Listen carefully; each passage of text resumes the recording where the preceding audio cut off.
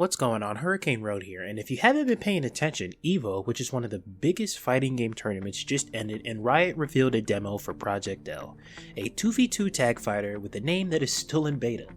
There were 4 finished playable champions, 3 most we're familiar with, and 1 new champion. Now everyone is wondering who else will be added to the list. Well, with my 10 years of League gaming experience and 200 years of game design by proxy, I think I know who's coming to Project L and even the name of the game.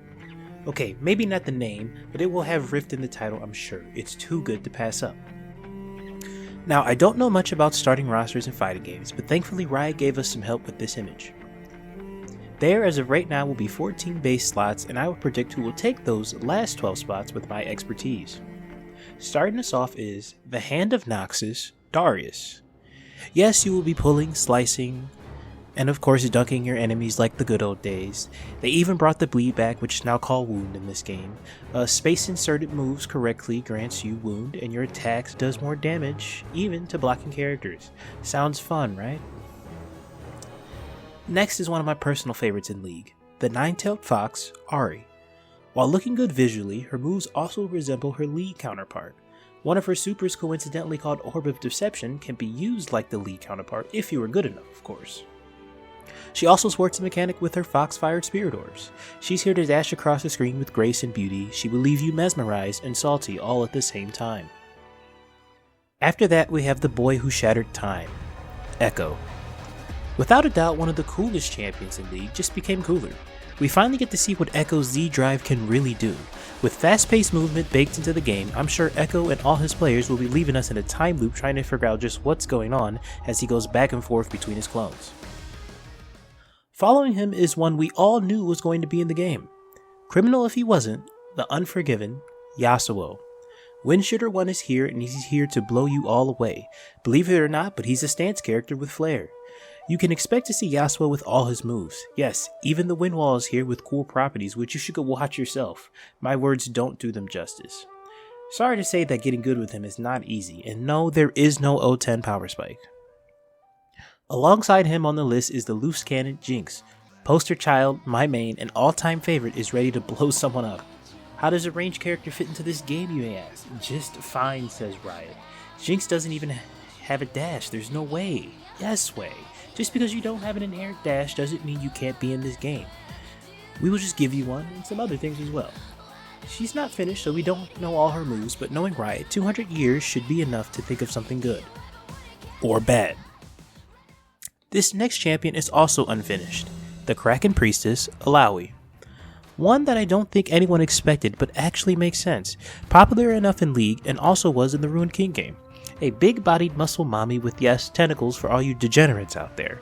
Oh, did I mention she also has a god by her side? This iteration of Illaoi may be the best yet since her champion fantasy goes through the roof. Will you be ready for the challenge, Nagake Boral Springs? With 8 spots left, I wanted to think like Riot. Sadly, this means what's going to make them money, even if the game is free. Some characters have to be left out for base even if it makes sense, like any, and I mean any character from Ionia. That region just oozes sick fighting game characters. I was a little skeptical on this next champion, but we have the Sinister Blade, Katarina. But she was teased early, she has to be in, right? Technically no.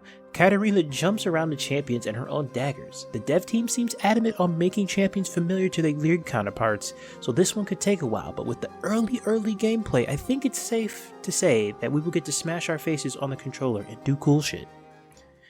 This next champion is the peanut butter to Darius's jelly, the Might of Demacia, Garen.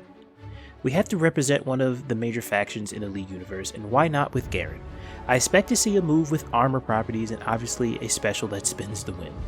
He could be a little slower since he has a lot more chunks of armor on, at least more than Darius does. Hoping to see some of that sweet Demacian justice in a cinematic super. I thought this next champion should be in because 1, he's cool as fuck, and a dual-wielding fighter is something I want to play like Noelle from BlazBlue. The Purifier, Lucian. Yes, more African American representation. If selected, more people just found their new cosplay outfit. Perfect for the fast-paced nature of the game, Lucian could put a twist on Gun Kata. Would be cool to see how they work in his double shot passive, maybe it could be used to juggle opponents. Whatever they do, I'm ready to be a sentinel of light. With her own theme song, this champion is one we all know more now than ever thanks to Arcane.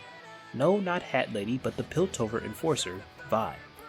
Big gauntlets and big lesbian energy. I'm super excited to see her in action. I'm thinking one special could have a charge ability like Luke from Street Fighter V, maybe with some other follow-ups. Lastly, I hope they understand that her ult should be a level 2 and not a level 3 command grab or everyone's going to be having a bad time.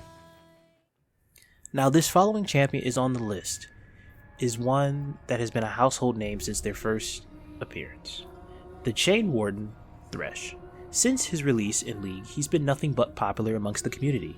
I can already see his hook as an assist, locking you down with your opponent probably screaming support diff. The only problem I see holding him back is his model. Originally he was a spectral skeleton man, but due to censorship of skulls in China they made a whole new model, so say thank you to Mr. Wild Rift. Even with that problem, I don't think it's enough to keep our sadistic friend out of this game. Time will tell. I had to swap this champion in because just like Alawi, it makes sense due to Riot's other game title gaining success. Also, they are such a lovable champion, and I'm talking about the Heart of the Freljord, Braum. Another support champion that's been popular since release, and the Ruined King game really showed how cool Braum could be outside of LOL, and I think he would find similar success here in PO. Just like Darius, Braum could have his passive put into his kit. So far there is no stun in the game, so why not give it to him? Let's just make it balanced. Can we do that, Riot? Or maybe I'm asking for too much. Lastly, Poros.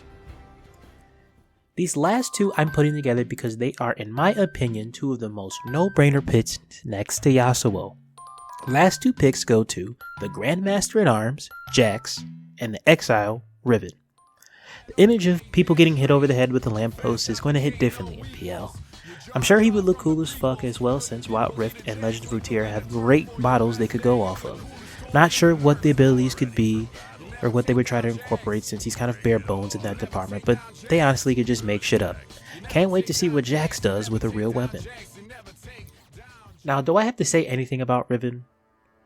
We were told a long time ago that fighting games were Riven's origins. Her gameplay resembles playing neutral, simulates comboing and cancelling moves.